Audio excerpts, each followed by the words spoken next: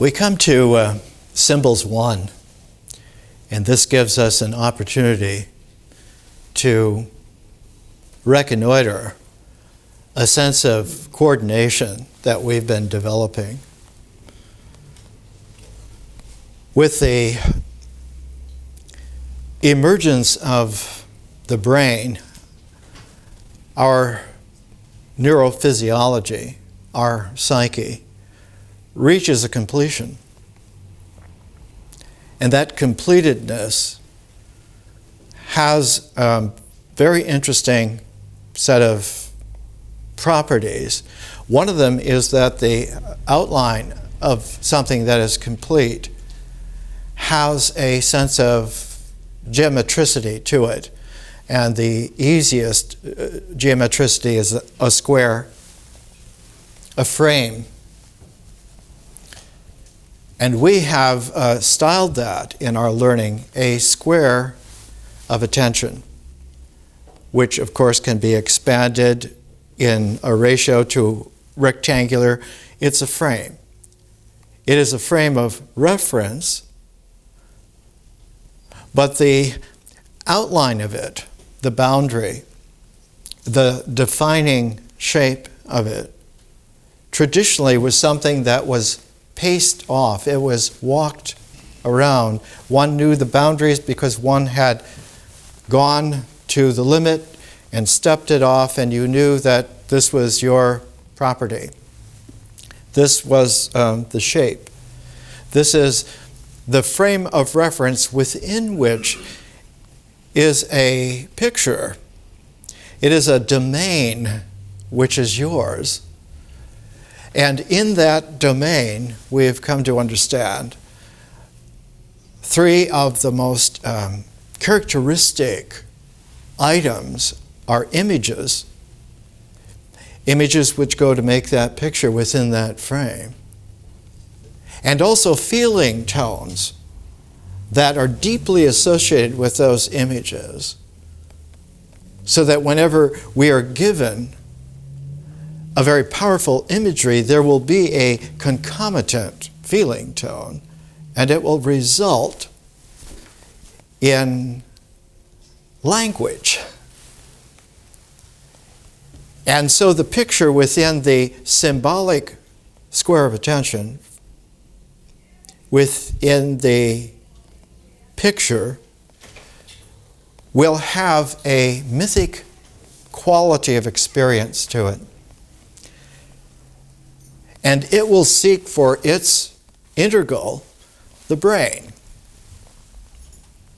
And we're going to see in just a few moments how the brain becomes a mind. But the experience founds itself for its traction on a base of actions. And the time-honored phrase for those actions are the rituals. The rituals are selected action sequences that have a beginning, steps, and an end. And that these ritual threads can be woven together, and they make the texture of our existence. They make not only the karma of the actions that carries through definitely, immediately into experience, but they also form the objective basis by which all things occur existentially, and out of them comes an interesting pair, an organic pair that stays existential. It's rituals of being electrons complementing protons with neutrons, making atoms and atoms coming together and making molecules and molecules coming together eventually, and achieving a new order of complexity where experience begins to outstrip existence, and one has, instead of just chemistry, the rituals of chemistry, one has the ritual generating organic chemistry. And so life comes in to play as a deepening of the way in which existence had its emergence out of nature. And so we have found that experience will always synergize itself with nature, and that the two processes have an interesting parallel between them. And that in between these two processes is the objective forms of ritual action existence. Now with symbols we have another parallel. We have a parallel with existential objectivity, the things themselves, but because they have generated the mythic process of experience, now the brain that comes out of the mind, the symbolic thought that will come out of experience, will have a parallel objectively with things in the world. This referentiality, this parallel, makes then the frame of an interesting pair of pairs. We have two processes and we have two objective forms, and if we put them into phases, as we're doing in our learning, we now have done something almost magical, like a legerdemain. We have taken our learning away from subjects, from categories, from disciplines, and put it into a universal expression of four phases, 2 phases of process, 2 phases of forms. And that together they make a complete referentiality, so that the brain now has the ability to believe and to affect in symbolic thought the completedness of a whole cycle, the squaring of nature. But nature, in its process form, has a circularity to it. And so one says, yes, we have completed the circle.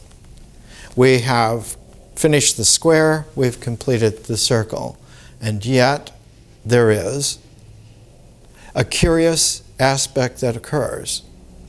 The brain will give rise to the mind spontaneously, as if the center, the focus, were now a 5th phase. And if those 4 phases were like an essence, this is the quintessence. This is the alchemical 5th quality. In show business, it used to be called the 5th business. It's the magic of the theater, where the universe now becomes a stage upon which can be acted out, not just the rituals of existence, but the drama that will result in the play. And so a quintessential transform, 5th, makes it possible for yet a 3rd kind of form to come out, the forms of art. And art forms have this emergence from an alchemical quintessence, which we have come to understand is best characterized in our time by the term consciousness, but we're using an old Middle English term to help us instead of just focusing on consciousness, and we're going to use the term vision. Middle English came out with in the 1400s, 1300s, and early 1400s with a transform of the English language by people like Chaucer, the anonymous author of Sir Gawain and the Green Knight, a number of very great authors at the time, basing themselves on new language forms from Italy, Petrarch, Boccaccio, Dante, to develop the sense that one now talks about the person as not being just an existential form or a symbolic mental form, but being a very quicksilver, alchemical transforming form, so that the person now will have a visionary quality. We'll be able not only to have dreams on the mythic level, but we'll be able to have visions on a magical, quintessential, transformational horizon. And so the horizon there, that flow of consciousness, and we'll see in the early 20th century, it was styled as the stream of consciousness. And it had its deepest imbuing in some of the world's greatest literature. And we're going to take, for the next 4-week, 1 month, 1 moon cycle, establishing with 4 presentations, mini square of reference. We're going to take 2 of the most famous stream of consciousness novels, one by a woman, one by a man.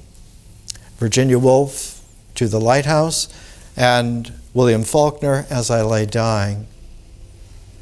We could use other stream of consciousness works, but they're huge. James Joyce's Ulysses, Marcel Proust's Remembrance of Things Past, à la recherche du temps perdu, or some of the works of Dorothy Richardson. There are a number of figures that we could use. We're using these 2.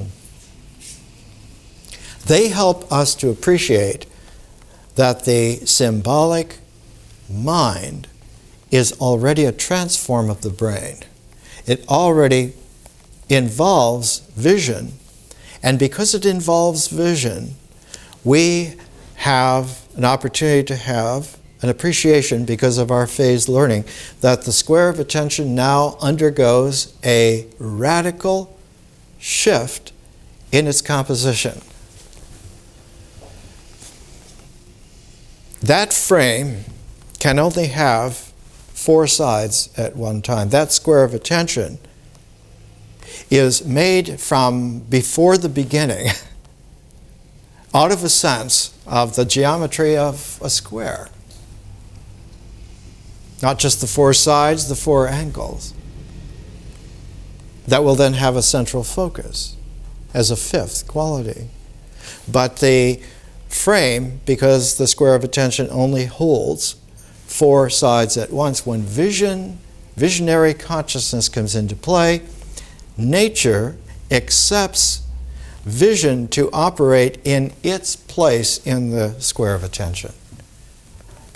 And in doing so, it doesn't face oblivion, but it shifts itself into a subconscious mode. So that now the stream of consciousness as vision will be a part of the square of attention, and nature will go into a subconscious contextual background, which will be recoverable easiest through the center of the composition. A great American photographer, artist, Edward Weston, in his day books, once wrote, "Composition is the strongest way of seeing." Because when one composes, one learns not only to see the picture, but to see through the picture, to penetrate, so that the images now tend to become, instead of just on a flat plane, the surface bounded by the frame, but it becomes multidimensional. And not just 3-dimensional or 4-dimensional, but becomes 5-dimensional. And instead of having a space-time field out of which existence happens, emerges, and doesn't emerge statically, but vibrantly, iteratively, millions of times per time unit, so that it will be vital and vibrant. And yet, it can be held on a plane of the brain, so that one could abstract a static picture from the world and hold it in one's mind, in one's brain. But with the penetration through the center, now one has a living, moving picture, and that moving picture conveys a kinetic quality Whereas existence emerged out of a dynamic nature, and the brain emerged out of dynamic experience, the art forms and the person as an art form will emerge out of a kinetic quality, which is not integrally dynamic, but is differentially kinetic. Instead of focusing to come together, its process enlarges and enlarges, goes deeper, higher, wider, more complex. And so what emerges in a 5-dimensional, not universe anymore, but a 5-dimensional cosmos, is the quality of possibilities. Transforms, and not only transforms, but transforms of transforms. All possible worlds are now ready to be adventured into, to inquire into. And the ancient way of talking about this in the classic West was that this was the sense of wonder out of which philosophy, the love of wisdom, began. Pythagoras was the first man to use the term of himself that he was a philosopher. He was a lover of wisdom in the sense that he was able to not only himself go into a 5-dimensional conscious space-time, but to bring others with him through a process of initiation that had 2 stages to it. The first stage was to learn to listen, and the second stage was to learn to put creative imagination into a differential synergy with remembering. And the way that this happened was that the imagination as a structure of the mind was able to pass into visionary consciousness from the structure of the mind into a process of creative imagining. And it was able to do this because vision as consciousness had exchanged places with nature. And so it had the protean quality of nature, so that the center of the mind, which was the imagination, now became creative, imagining as a process differentially, and remembering, which was a process in visionary consciousness, exchanged places with it, and when it enters into the brain now becoming the mind, the memory takes the place at the center of the mind as the central structure. When the imagination was the center of the brain, one's self-image was the master integrator of it all. But when the memory exchanges pride of place with it, the memory now remembers further dimensions than this world has. It is no longer limited to the 4 dimensions of time-space, but is open to the unlimited possibilities of a multidimensional cosmos. And so Pythagoras was one of the first Western philosophers to say he remembered past lives, reincarnated many times.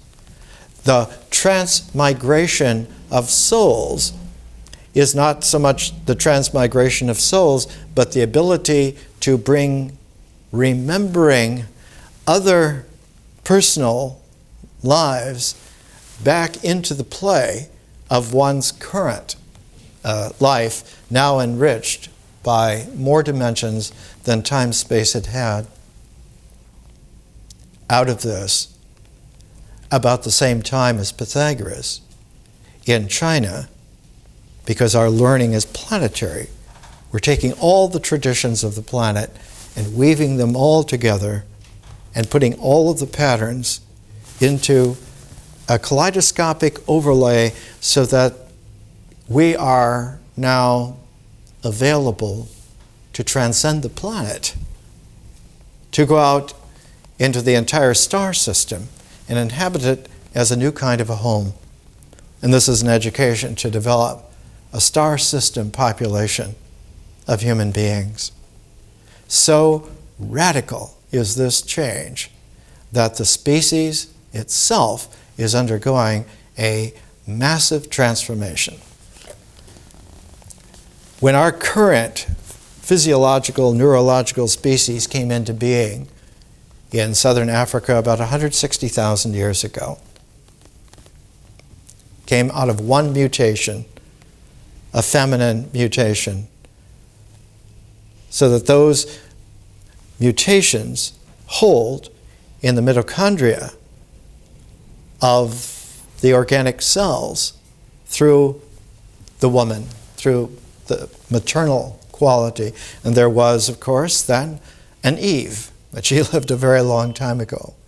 But there was a radical change in the species of Homo sapiens, already radical in itself, being a mutation away from Homo neanderthal, Homo habilis, Homo erectus, several other hominid variations of species. When Homo sapiens had existed about 120,000 years, there was another transform within the species, and we became Homo sapiens sapiens. And about 40,000 years ago, the proof of it is that for the first time you begin to find art. You find art in the caves, the Paleolithic caves. You find sculptures for the first time of the Earth Mother, and arranged initially as two very large circles for breasts, two very large circles for thighs, and one very large circle for the pregnancy center.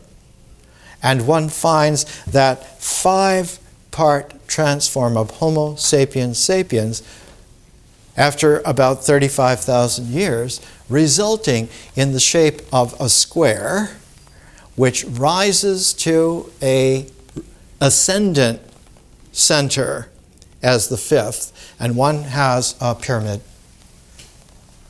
And the first person in the world, an architect to conceive of the pyramidal possibilities, developing out of a previous quality of stacking squares upon squares within squares, of honing it so there's a perfect triangle. His name was Imhotep, and the pharaoh in Egypt, the third pharaoh of the first dynasty, Zoser, had Imhotep design several pyramids. The first didn't quite work because the geometry was not able to be carried through, and one had the bent pyramid. And then one had the red pyramid when, for the first time, it was mastered, and then it could be enlarged to the great pyramids of Giza. Khafre, Cheops, Mycerinus. And one had, for the first time, not just that these shapes are there, but that each pyramid, if understood symbolically, was a 5-pointed star. And if you arranged the 3 great pyramids as 5-pointed stars in a particular slightly bowed line, those 3 stars were the 3 large stars in the constellation of Orion. So that one now had the ability to raise Earth in such a symbolic architectural way so as to bring the shape of the heavens into man's symbolic life on the earth, and to know how to do this and to carry it through. And it wasn't much longer after that that one found that the pyramid, the 5-quality, 5-pointed, transformed square of attention, now become a star, a quintessential star, was able to receive further symbolic developments. And that came in the 6th dynasty with the Pyramid of Unas. For the first time, you have a hieroglyphic language put on the inside of the pyramid. So that a symbolic language now literally carpets and does the walls and does the ceilings of a funerary passage, which is a Paleolithic cave art, not put into the caves under the earth, but put into the structure of the architectural stars above the earth in an ascendant aspirant way. And if one follows those symbols, the symbols are leading one from the entrance into the tomb in such a way that the tomb transforms itself along the way and becomes a temple of rebirth, a temple of coming back into life again. And that this is an initiation that one does not have to wait to die to do, but you can be carried through, like the old Paleolithic cave art. Someone could be brought through the symbolic stages, the gates of the passage, and they would be able to rise in a completely new life, a quintessential, transformed life where one could understand consciously, you will live again and again and have lived again and again, and that this would then not be a rebirth so much, but an entrance into the state of eternity. One would have eternal life. And that the art form would carry the visionary process. And just as the visionary process of consciousness was able to change places with nature in the square of attention, art was able to change places in the square of attention with ritual. And so ritual was no longer the traction at the basis of experience, but that experience yearned for the further attractiveness of the objectivity, differential forms of art and the spirit and the person.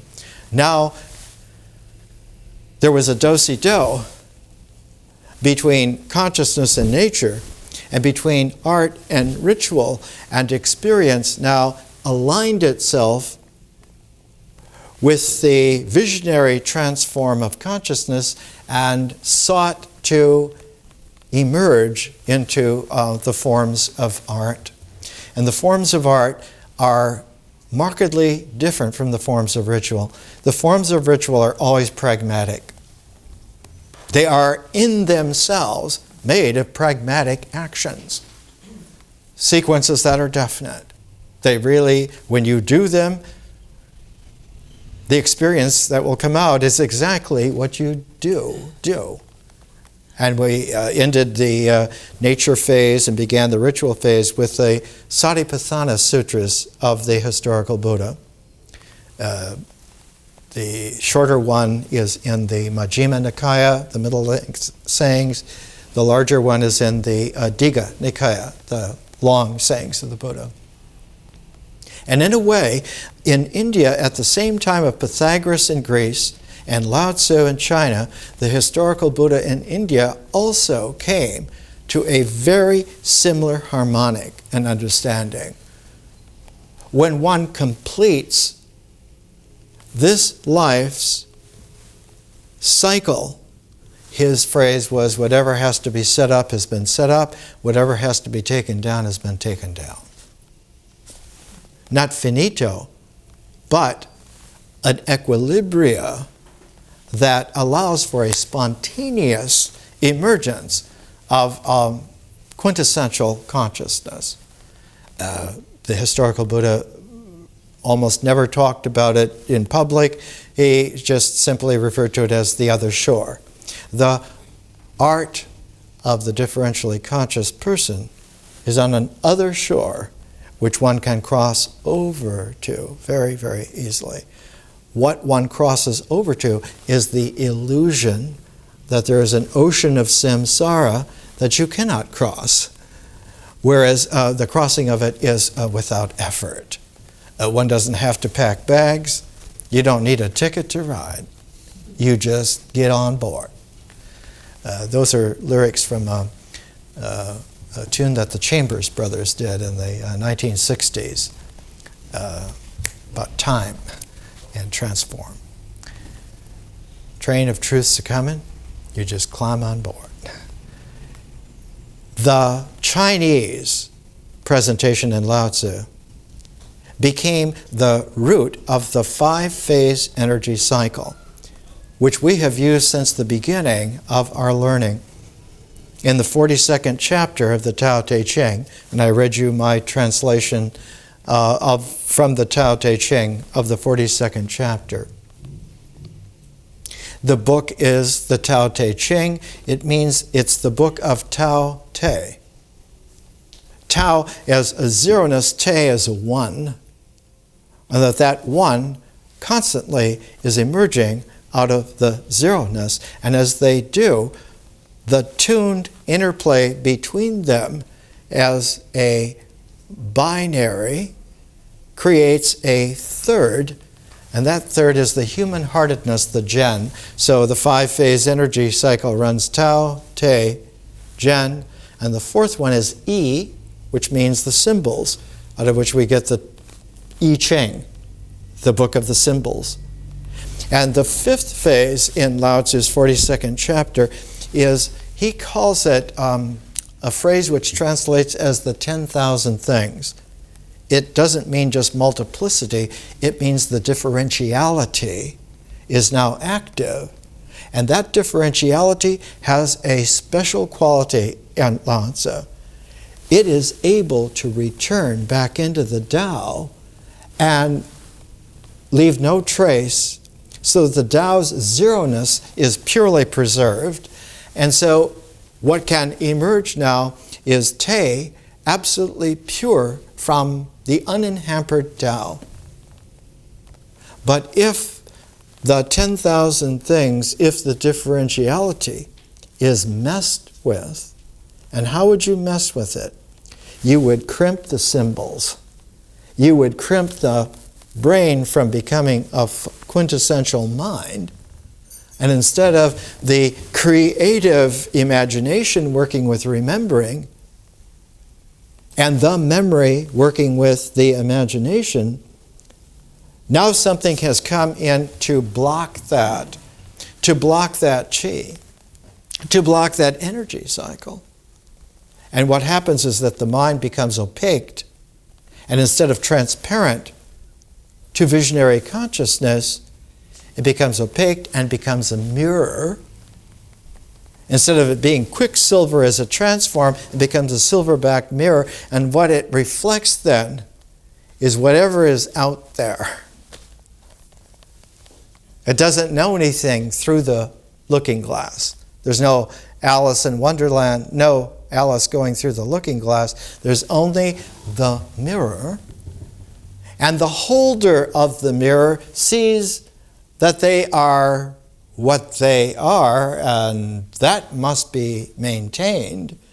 And so the experience comes into play, held in a ever-shrinking kind of parentheses between the closed mind and its need to manipulate the things of the world, so the referentiality maintains its identification, and more experience is squeezed into a definite limited stylization. And now you have logic, but you have the logic of empire.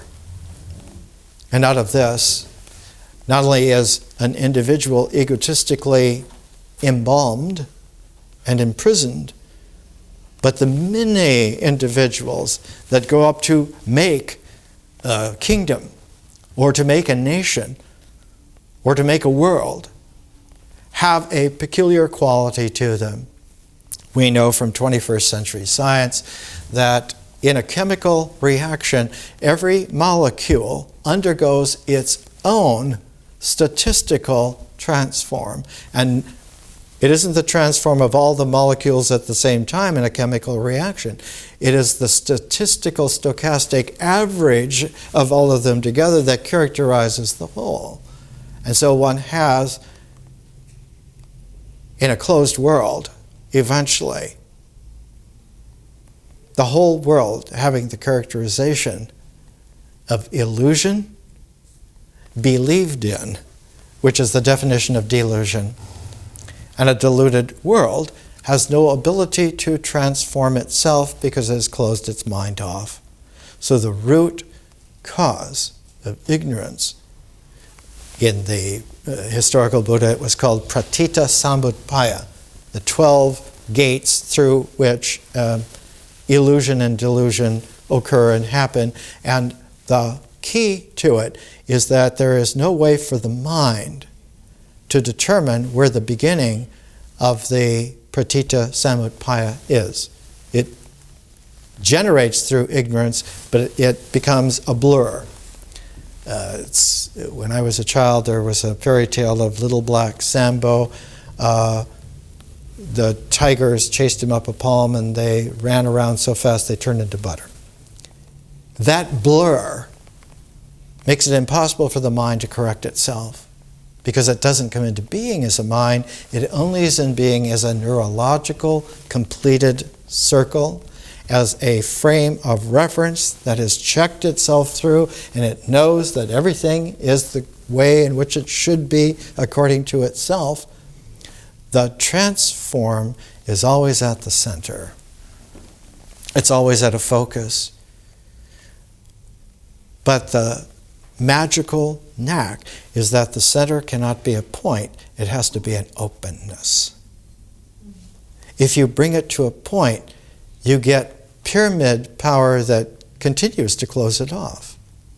Because it isn't that it comes to a point, but it comes to a place where at the point an inner eye opens up. And you'll find on the back of the American $1 bill the 13-stage pyramid going to the eye at the top of the pyramid where Benjamin Franklin put it originally to be able to see through this world into shapes of worlds yet to come.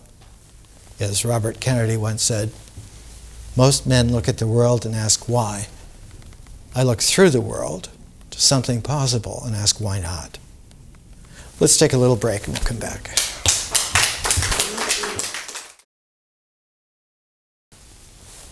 Let's come back to our attentiveness. We're undergoing an inquiry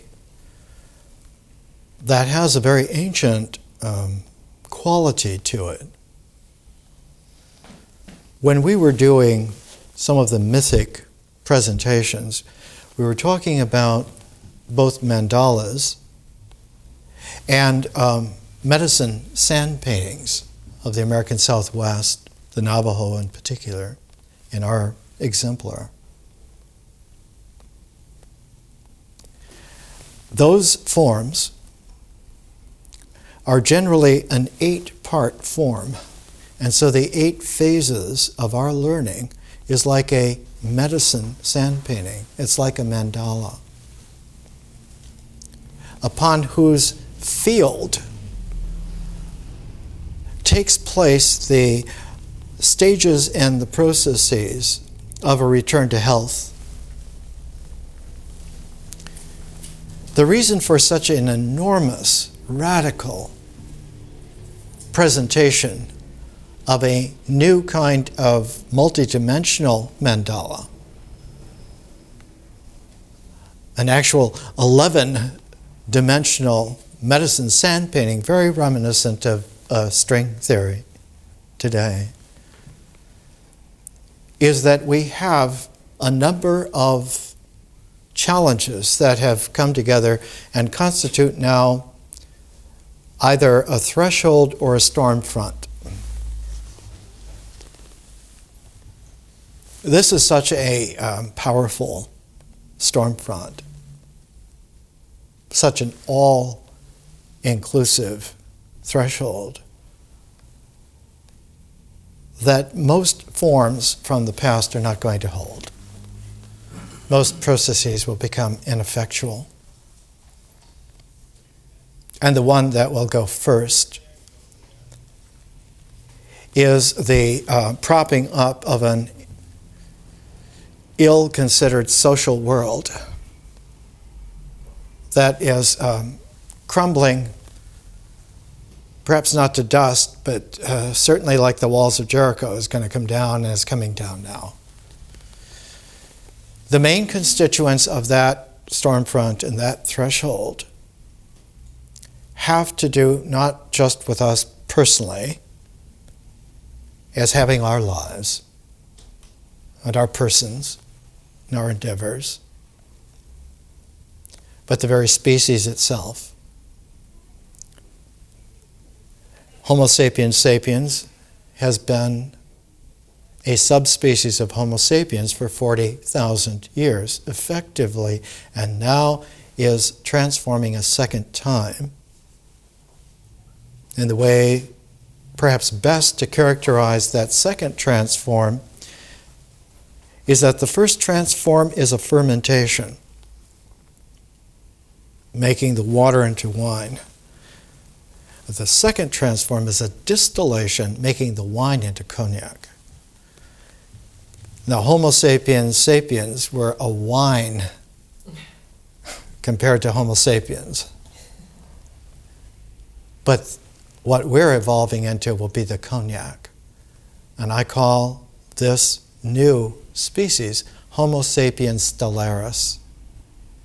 Star wisdom, star system mankind, star wisdom man. Which means that we go from having a continental sense of nationalism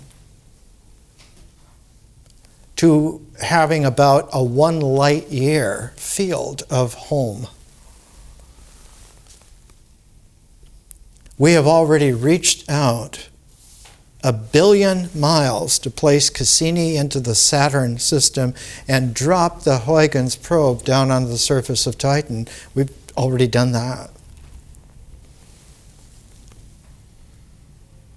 There was a great triumph 17 years ago in Pasadena at the Convention Center with all the Caltech and JPL people. And everyone was celebrating the arrival of Voyager 2 at the system of Neptune, 3 billion miles away. And then within a couple of years, there was the great reverse photograph taken from Voyager 2 as it was leaving the area of the immediate giant planet edge of the solar system, and it was a shot back including every planet with Neptune and the Earth all the way back to the sun. It was called the family photo. This was 1991.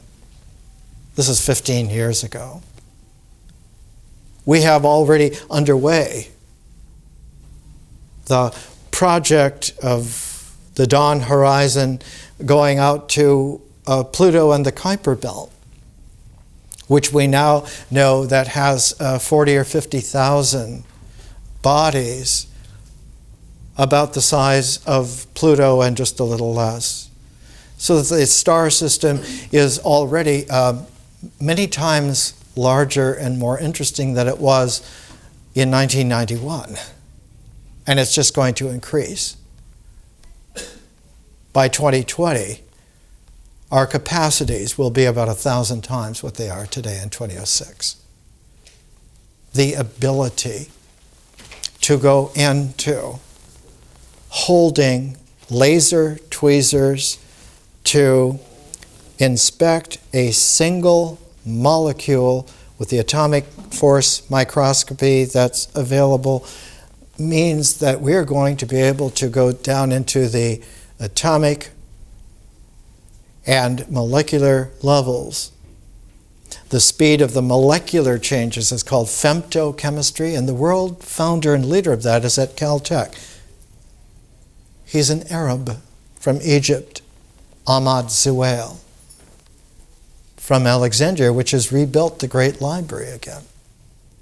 with a huge new European design, like a big tilted roof, circular roof, to house an incredible interior, to bring back the qualities of a new past into a merging future.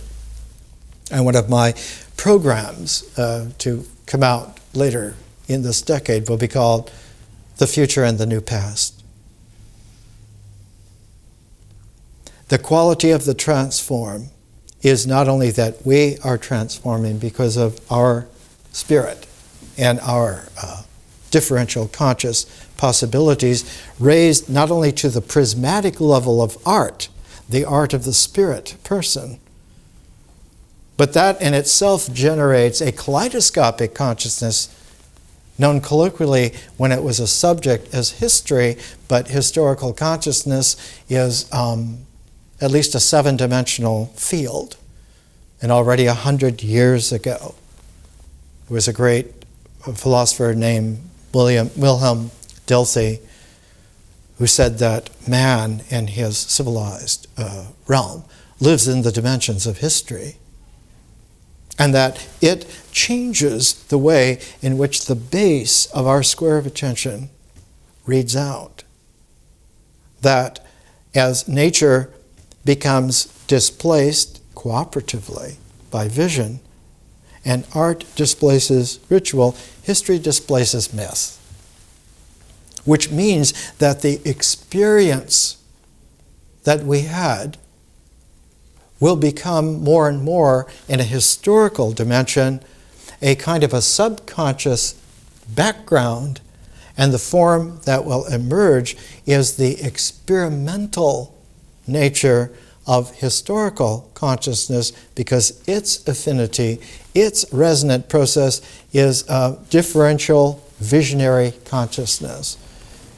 And when human beings are largely in the process of their kinetic activity, conscious to theory, theoria, contemplative foreseeing, and the kaleidoscopic consciousness of history, now we have a population of human beings who are capable of not only the critiquable forms of prismatic art, but the analytic differential forms of science.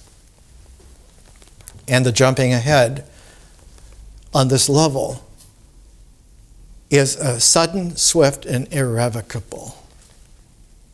Almost as if this threshold, this potential storm front, was becoming more and more apparent. The appearance in the mid-1940s, especially at Roswell, New Mexico in 1947, whose 60th anniversary is coming up next summer. We have been contacted inadvertently at first, but now with a almost severe, mysterious invitation by other star system civilizations. We must respond. We cannot respond on the basis of the old. They're not going to talk to nations or empires or confederations. They will only relate in some parity way to a star system civilization, and so does to our need as both a new species form of ourselves and a new scale of civilization that must be brought into play rather rapidly.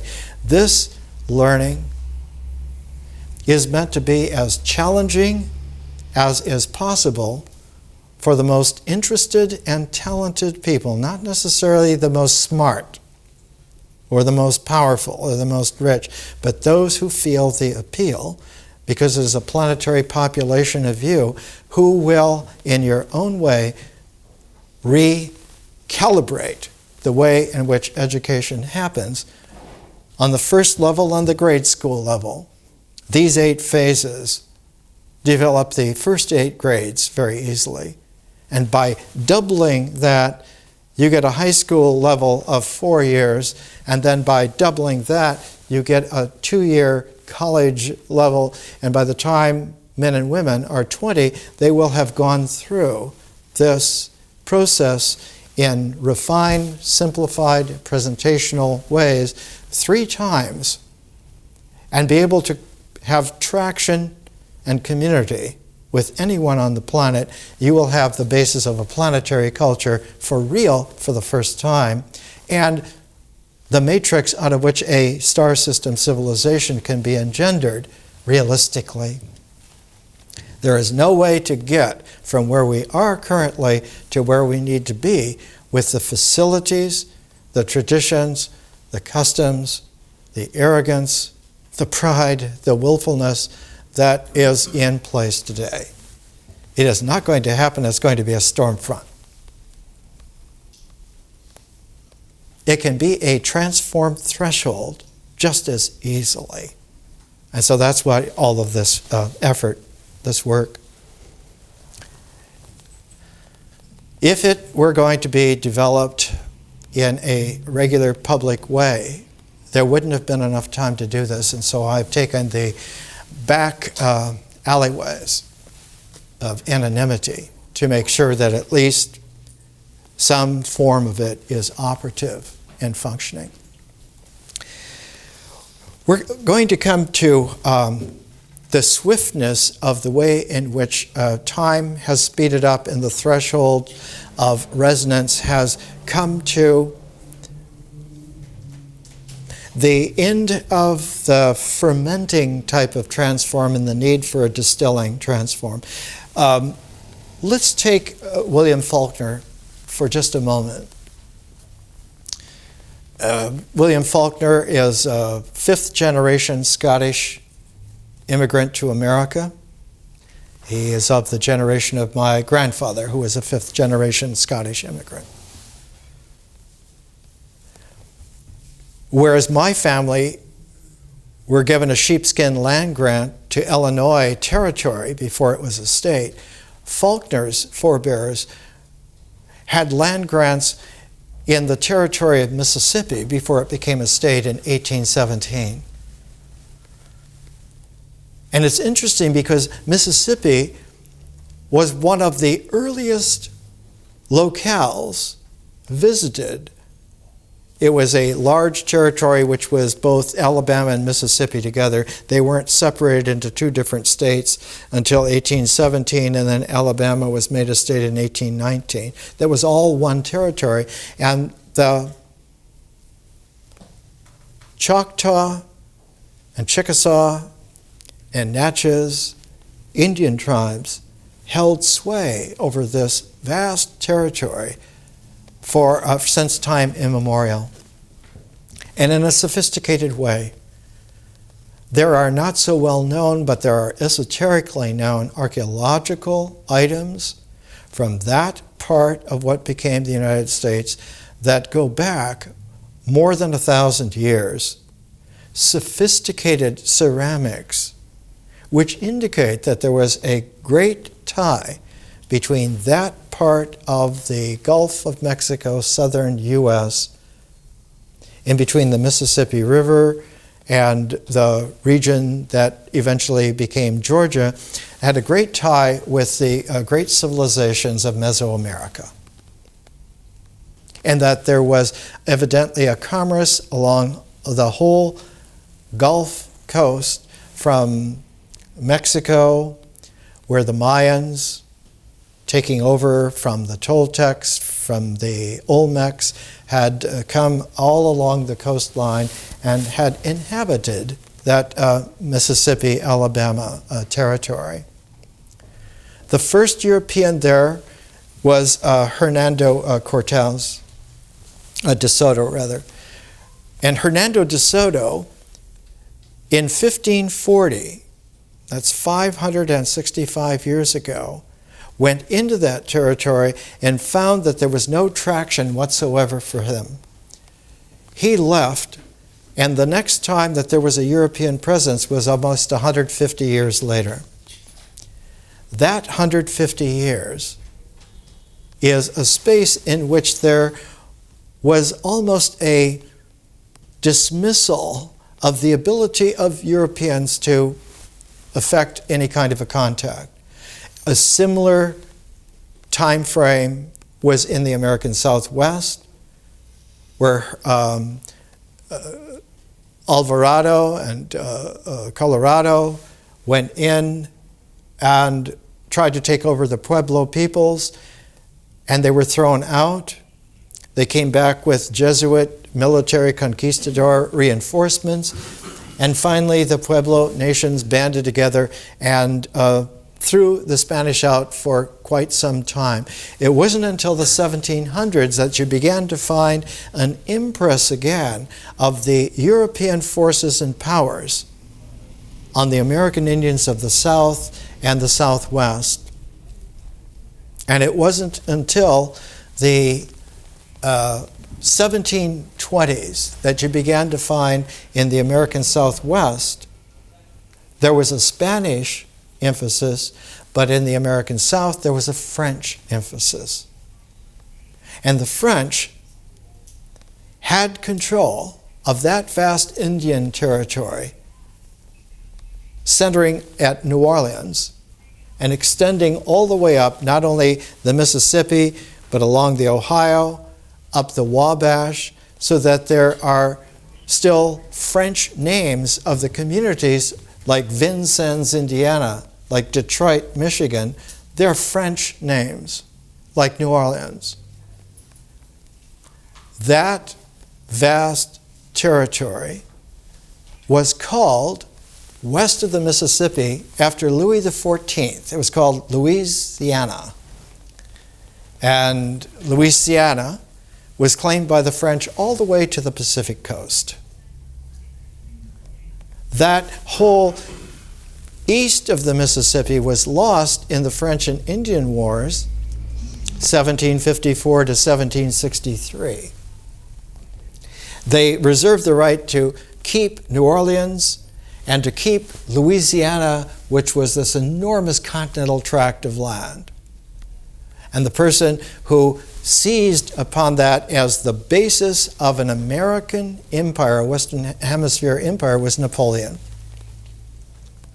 And the first challenge to the French Napoleonic power came from an American genius named Thomas Jefferson, who accepted the challenge of Napoleon because he had been one of the instigators of the French Revolution when it was first bright.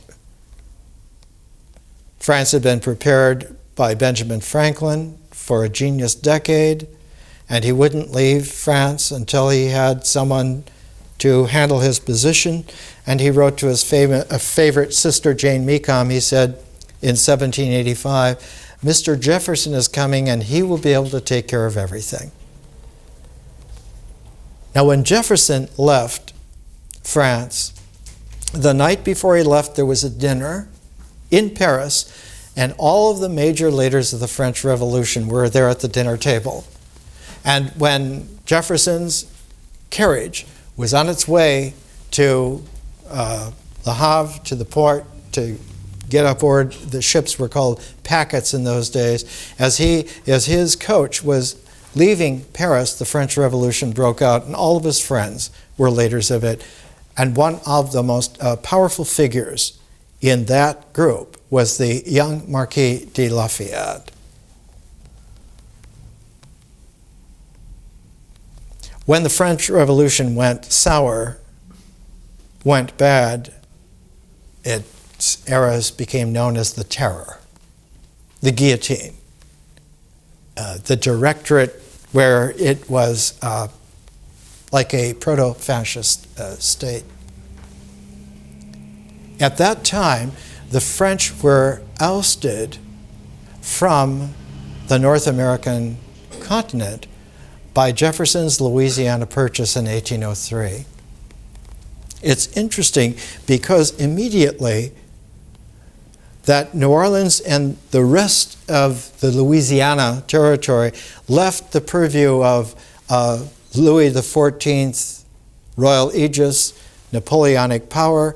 there was like a vacuum left where the Indian tribes could only band together for small fights and skirmishes because the influx of pioneers was of such range and speed.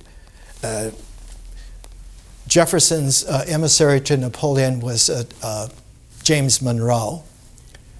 And one of the phrases that Jefferson put in and how we got the Louisiana Purchase, he said, "We have taken the liberty to take a census of all the men who are of age to bear arms for France in the United States. You have 17,500 and some men. I am sending 20,000 armed men a month through the Cumberland Gap. I'm sure we can come to some terms and understanding." All of that tidal wave fell first upon the Mississippi territory, more than Alabama on the Mississippi, because Mississippi bordering not only the Mississippi River and stretching from what is today from Memphis to New Orleans, but was the key to the entire Caribbean coast area. And they consider that the actual second coast of the United States. The Atlantic seaboard, the Caribbean seaboard. It was only later that the Pacific became, quote, the second coast, and now the New South considers itself the third coast. But it was the second coast. It is Faulkner's home, rowan oak. A rowan tree is a mountain ash. In the fall, the leaves turn golden yellow, and little red berries come out that survive, and the winter birds are able to feed on them. Very interesting tree. In Calgary, Alberta, my three-story house on the Elbow River had a rowan tree right next to the glassed-in front porch. Very interesting to see. Rowan oak, the house that he bought in 1930, was one of the first big houses in Mississippi. It was founded by an Irishman, and he built it to be one of the grand European-type manor houses, not just a Italianate Palagio villa like Monticello, but to be a manor house in order to be a power place of influence, not just a villa to have an estate, but to be a manor house of being able to control the political and social power of a whole area, a whole territory, like a county. And if you controlled in Europe several counties, you were then a count. The French term was a marquise, a marquise. So this Irish immigrant would-be marquise built the original rowan oak and then fell on hard times. And the house went into dilapidation. And one can find a photograph of just such a place. This is in a book called Faulkner's World. And one can see this dilapidated manor house. And Faulkner's South is all about the dilapidation of the social world that once was an aspirant pinnacle of power and now is not only in ruins, but in dilapidation. One of the qualities of Faulkner's background was that William C. Faulkner, a grandfather of his, wrote a smash hit novel called The White Rose of Memphis. And as William Faulkner grew up among his brothers, he was always someone who was visionary, who had this ability to stand still, not lost in thought, but lost in the visionary play of old times and other times and peculiar times. And so he began his writing career as a poet. And he tried to write poetry and then illustrate it with meticulous little drawings. And he fell in love with Estelle Oldham, and she would not have him and married someone else and went away. And Faulkner, about this time, wanting to get away from the town of Oxford, Mississippi, where his house now is a national treasure, not very far from Ole Miss, his campus. Faulkner's estate is set back about 200 feet from the street and is surrounded largely by pines.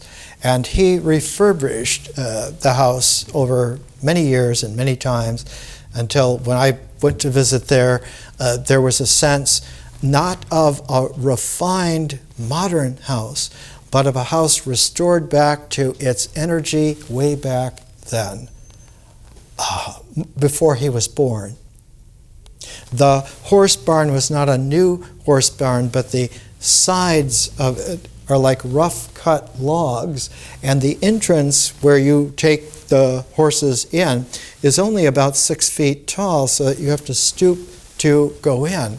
It is like an old colonial-style pioneer manor house that is inhabited not for the life of the future and not for the life now, but to bring back the vision of the complications of life that led from the grandeur to the dilapidation, and how it is that out of that dilapidation may come something not just new, but different.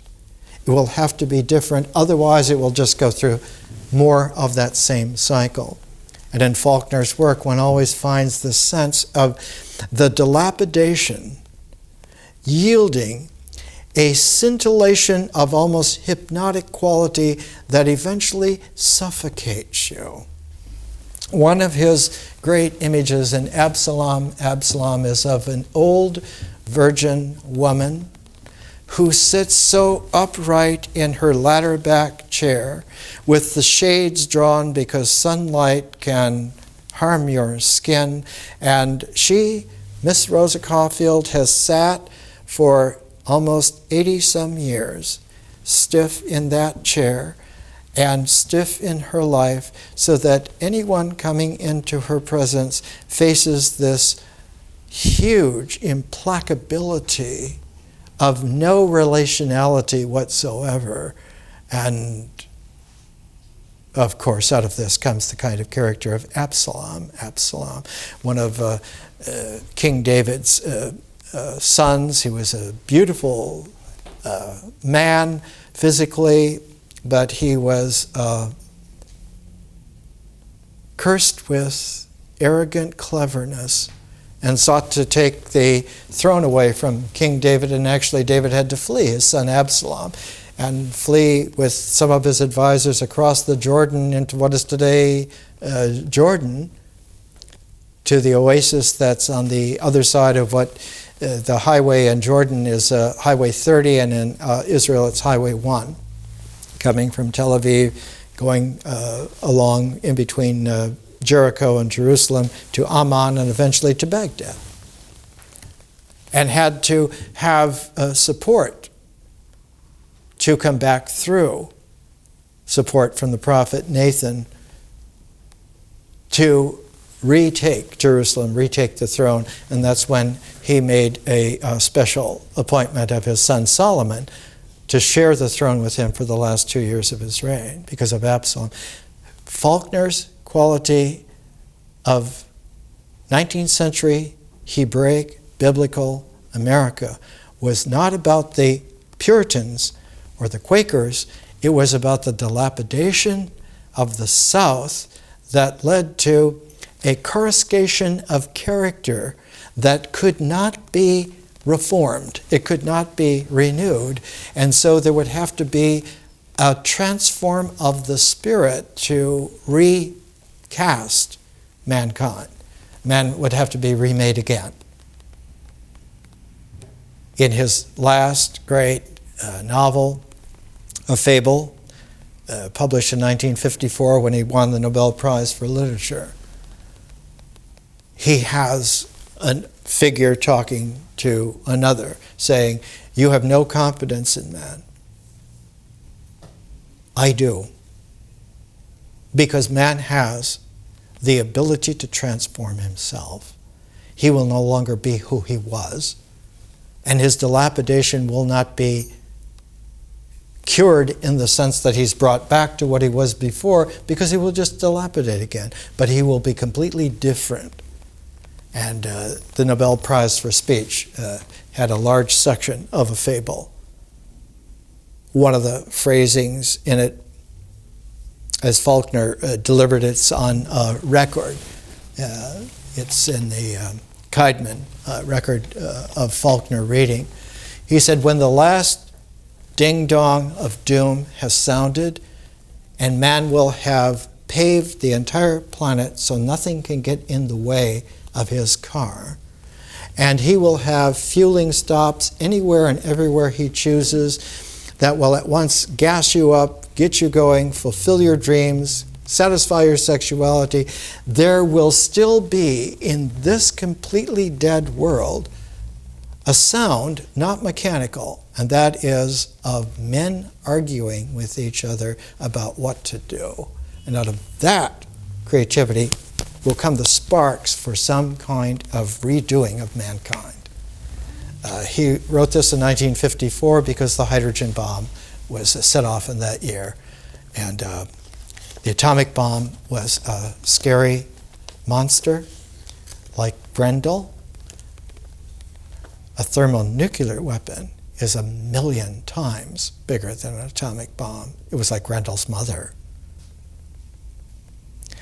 An atomic bomb can destroy a city like Nagasaki. A 50 megaton hydrogen bomb would take the entire island of Manhattan and most of Long Island completely out of the world for millions of years of radioactivity. It is an oblivion, not just a bad day. We're inquiring in such a way and using examples to give us the kinds of pairs through which we make gates that in their resonant sets will make a transform which will enable us to redo ourselves completely, to recalibrate. A Renaissance, however, will not be enough. A Reformation, no matter how tightly enforced or how broadly, supposedly based, will not do it. And revolutions will not work anymore. It takes a recalibration, which is an endeavor to begin. But it's like a jet engine. The more it flies, the faster it flies, the better it flies. And finally can be distilled and worked and made into spaceships. When Faulkner bought Roanoke in 1930, he had finally just married Estelle on the rebound, had finally just decided that he would take a menial job of stoking the coal into the furnace of the University of Mississippi of Old Miss on the night shift. And he had nothing to do except occasionally just to shovel the coal. And so he sat down with blank paper and a pen. And in 6 weeks flat, he wrote "As I Lay Dying," as he said, without changing a word, and sent it to a publisher who printed about 2,522 copies of it.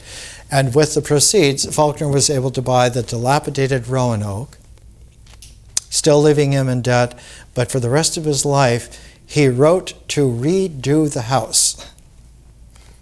Not to become famous, not to become rich, but he wrote to put everything that he made into the house. And because of the quality of his character, He was appreciated by another very interesting American character named Howard Hawks.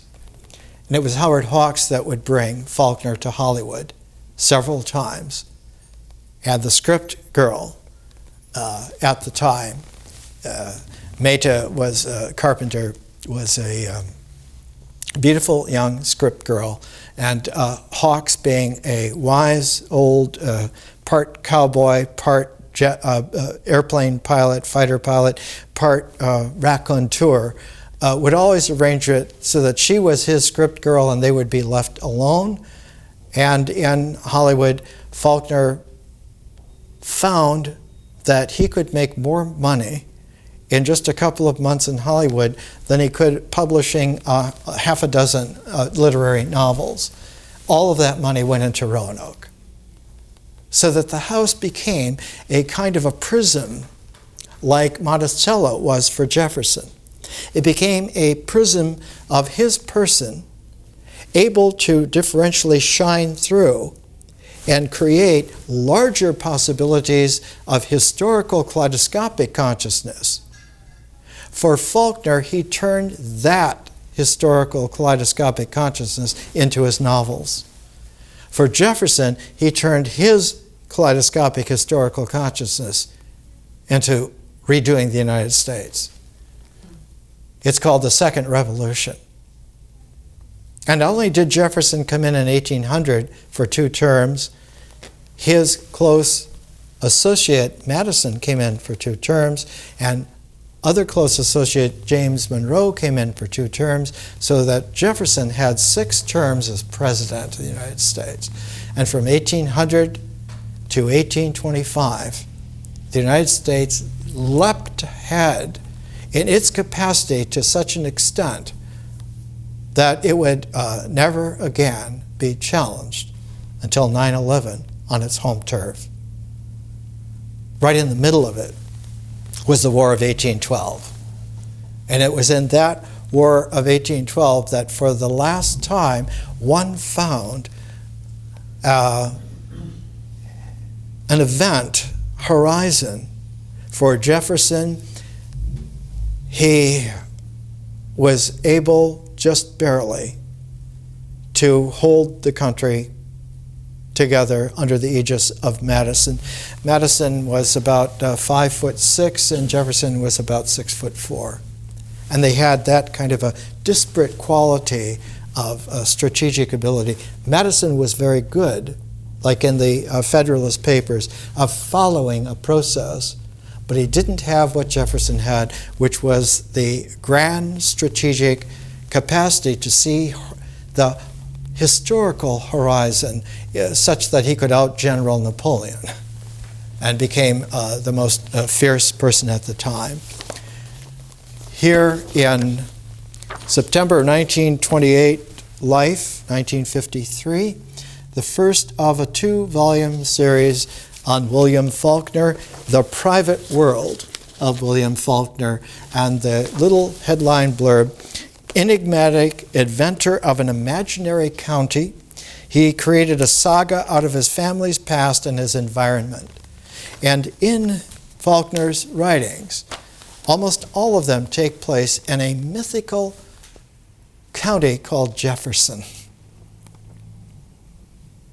The real Jefferson County in Mississippi is down where Natchez is on the Mississippi River. The Mississippi curves in a big hairpin above Natchez, and so in the South one always says Natchez under the Mississippi, which was the first capital of Mississippi.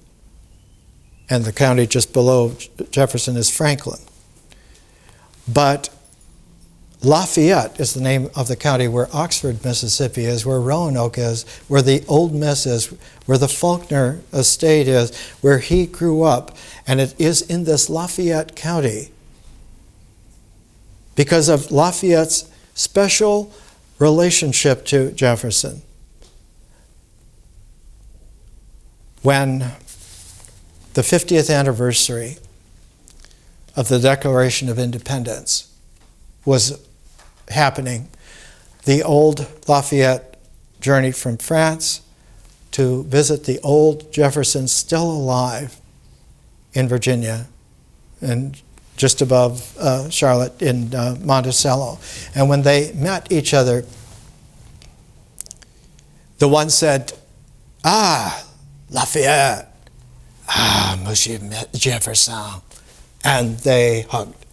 That's all they needed to say. When Mississippi became a state and Oxford became the site of its university and Lafayette the site of its county, when Faulkner went to write about those times, he took the name of a river that borders the southern part of the county of Lafayette and changed it to the county's name, Yoknapatawpha, a Choctaw word.